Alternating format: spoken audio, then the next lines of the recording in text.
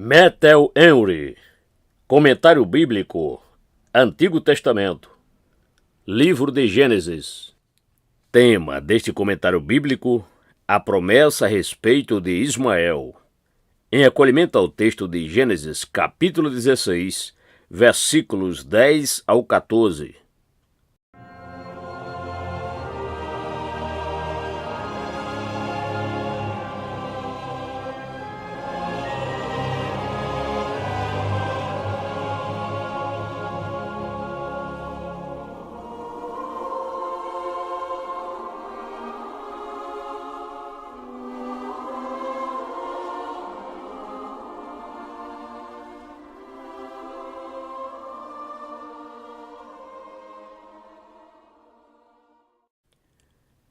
Disse-lhe mais o anjo do Senhor: multiplicarei sobremaneira a tua semente, que não será contada, por numerosa que será. Disse-lhe também o anjo do Senhor: eis que concebeste, e terás um filho, e chamarás o seu nome Ismael, porquanto o Senhor ouviu a tua aflição. E ele será homem bravo, e a sua mão será contra todos, e a mão de todos contra ele. E habitará diante da face de todos os seus irmãos. E ela chamou o nome do Senhor, que com ela falava: Tu és Deus da vista, porque disse: não olhei eu também para aquele que me vê? Por isso se chama aquele poço de Laai-Roi, esse que está entre Cádiz e Berede. Gênesis capítulo 16, versos 10 ao 14.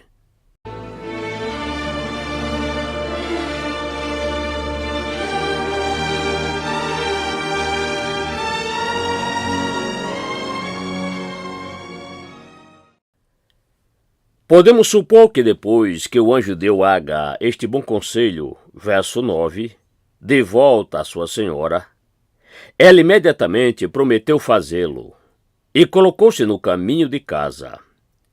E então o anjo prosseguiu incentivando-a, com uma garantia daquilo que o Deus misericordioso tinha reservado para ela e para sua semente. Pois Deus encontrará com misericórdia aqueles que estiverem retornando ao seu dever. Dizia eu: confessarei, e tu perdoaste. Salmo 32, verso 5.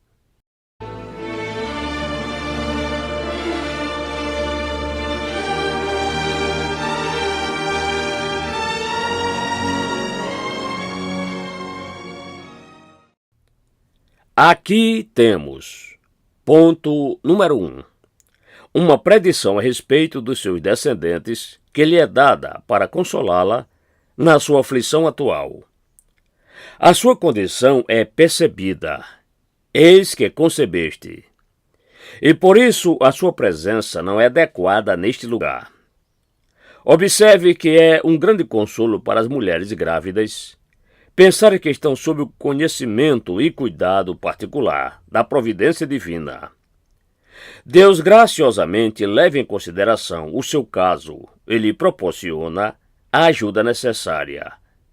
Bem, primeiro, o anjo lhe garante que terá um parto seguro e que será um menino, que era o que Abrão desejava. Esta fuga poderia ter destruído a esperança dela de um descendente. Mas Deus não lidou com ela segundo a sua tolice. Terás um filho. Ela foi salva na gravidez, não somente pela providência, mas pela promessa.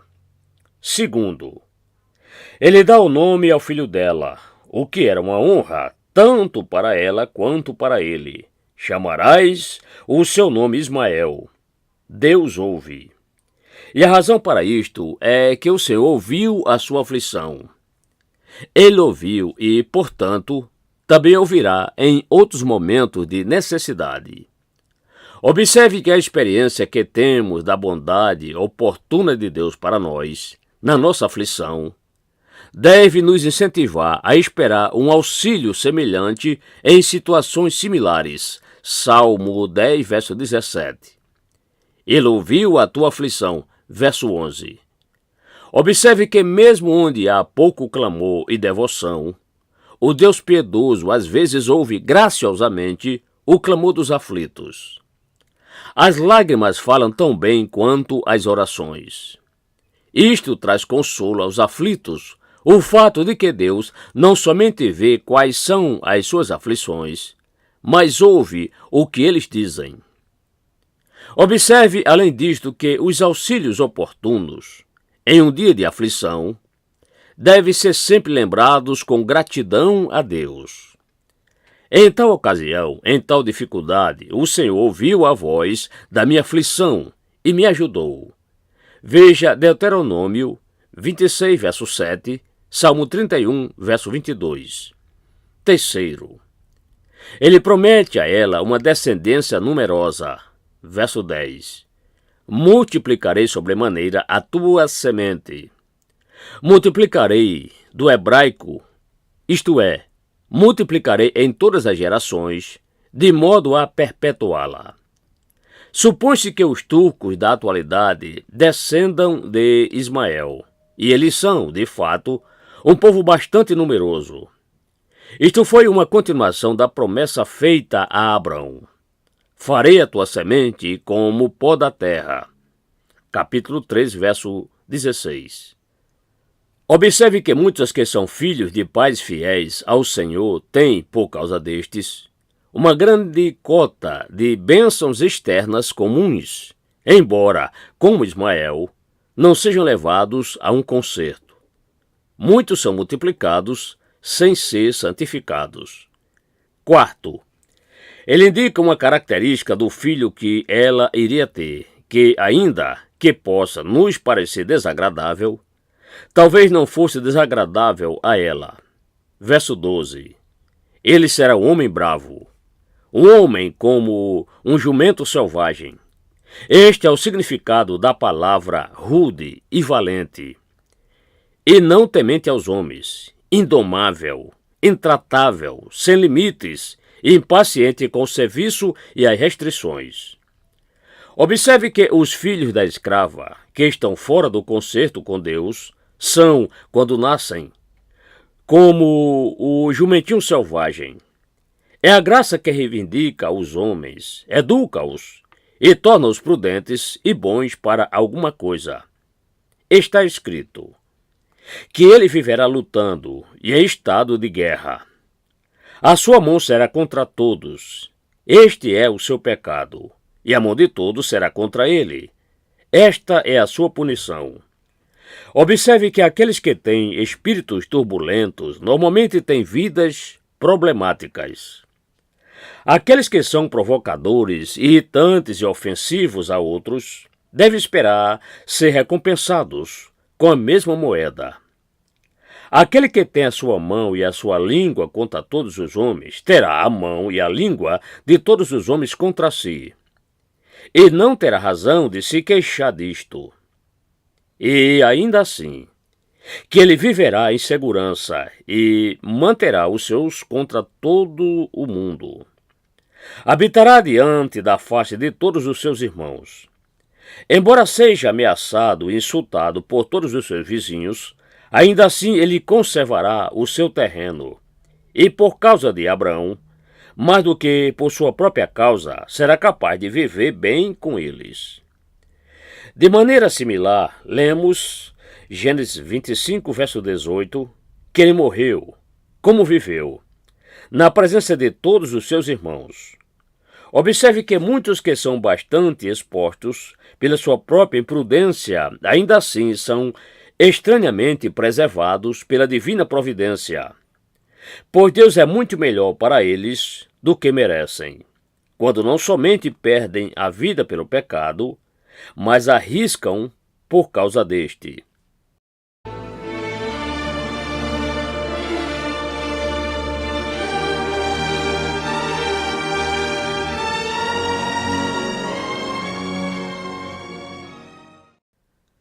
Ponto número 2. A reflexão piedosa de Agar sobre esta graciosa aparição de Deus a ela. Versículos 13 e 14. Observe, nas suas palavras. Primeiro, a sua respeitosa adoração à onisciência e providência de Deus, aplicando-as a si mesma. Ela invocou o nome do Senhor que com ela falava, isto é, desta maneira ela fez uma confissão do seu glorioso nome. Isto ela disse em seu louvor: Tu és o Deus que me vê. Este seria, na vida dela, o nome do Deus maravilhoso para sempre. E este seria o seu memorial, pelo qual ela o conheceria e dele se lembraria enquanto vivesse: o Deus que me vê. Observe, o Deus com quem nos relacionamos é o Deus que vê e o Deus que vê tudo. Os antigos o expressam da seguinte forma: Deus é só olhos. Nós devemos reconhecer isto e aplicá-lo a nós mesmos. Aquele que tudo vê, me vê. Salmo 139, verso 1. Senhor, Tu me sondaste e me conheces. Uma consideração a Deus repleta de fé, como ao Deus que nos vê, será muito útil para nós quando nos dirigimos a Ele. Há uma palavra bastante adequada para um penitente. Tu vês o meu pecado e a minha tolice. Eu pequei perante ti, diz o filho pródigo. Diante dos teus olhos, diz Davi. Tu vês a minha tristeza e aflição. A isto H se refere especialmente. Mesmo quando somos levados à aflição pela nossa própria tolice, Deus não nos abandona. Tu vês a sinceridade e a seriedade do meu retorno e do meu arrependimento. Tu vês os meus lamentos secretos pelo pecado e os meus movimentos secretos em direção à tua presença. Tu me vês. Se eu, em qualquer instante, me afastar de ti. Salmo 44, versos 20 e 21. Este pensamento deve sempre nos afastar do pecado e nos entusiasmar em relação ao dever. Tu, ó Deus, me vês. Segundo, a humilde admiração de H pelo favor que Deus lhe concedeu. Não olhei eu também para aquele que me vê? Aqui eu vi pelas costas aquele que me vê. Assim pode ser interpretado, pois a palavra é muito parecida com a de Êxodo 33, verso 23. Ela não o viu face a face, mas como por espelho. 1 Coríntios 13, verso 12. H provavelmente não soube quem estava falando com ela, até que ele estivesse partindo, como em Juízes capítulo 6, verso 21 e 22, e capítulo 13, verso 21. E então o procurou, com uma reflexão semelhante à dos dois discípulos, Lucas 24, versos 31 e 32. Ou, não vi aquele que me vê? Observe, a comunhão que as almas santas têm com Deus consiste em que o contemplem com fé, como Deus que as contempla com favor. Este relacionamento é mantido através do olhar. O privilégio da nossa comunhão com Deus deve ser considerado como algo prodigioso e digno de admiração. Ao considerarmos quem somos e que, mesmo assim, fomos aceitos para este favor. Eu que sou tão mesquinho, eu que sou tão vil. 2 Samuel 7, verso 18. Ao considerarmos o lugar em que somos assim favorecidos, aqui também, não somente na tenda de Abrão e no seu altar, mas também aqui, neste deserto. Aqui onde eu não esperava por isto, onde eu estava fora do caminho do meu dever. Senhor, como pode ser? João 14, verso 22. Alguns entendem a resposta a esta pergunta como uma negativa, interpretando-a deste modo como uma reflexão penitente. Não olhei eu também para Deus, mesmo na minha aflição e no meu sofrimento? Não, mas eu fui, como sempre, descuidada e despreocupada em relação a Ele. Porém, ainda assim, Ele me visitou e demonstrou tamanha consideração para com a minha pessoa Pois Deus frequentemente nos antecipa os seus favores e é achado por aqueles que não o buscavam. Isaías 65, verso 1.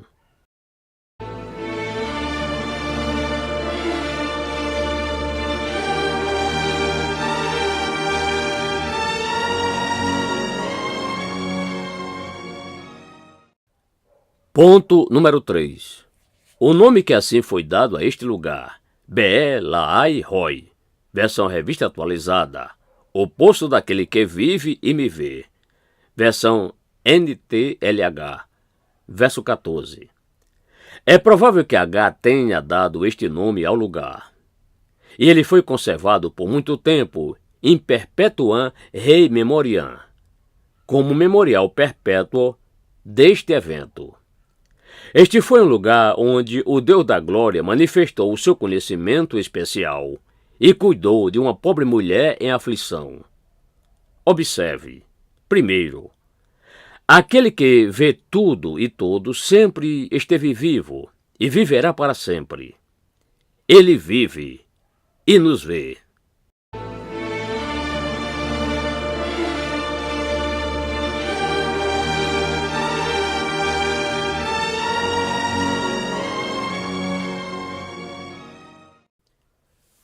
Segundo, aqueles que são graciosamente aceitos à comunhão com Deus e recebem consolos oportunos dele, devem contar aos outros o que ele fez pelas suas almas, para que os outros também possam ser incentivados a buscá-lo e a confiar nele. Terceiro, devemos nos lembrar eternamente das graciosas manifestações de Deus a nós. Jamais devemos esquecê-las.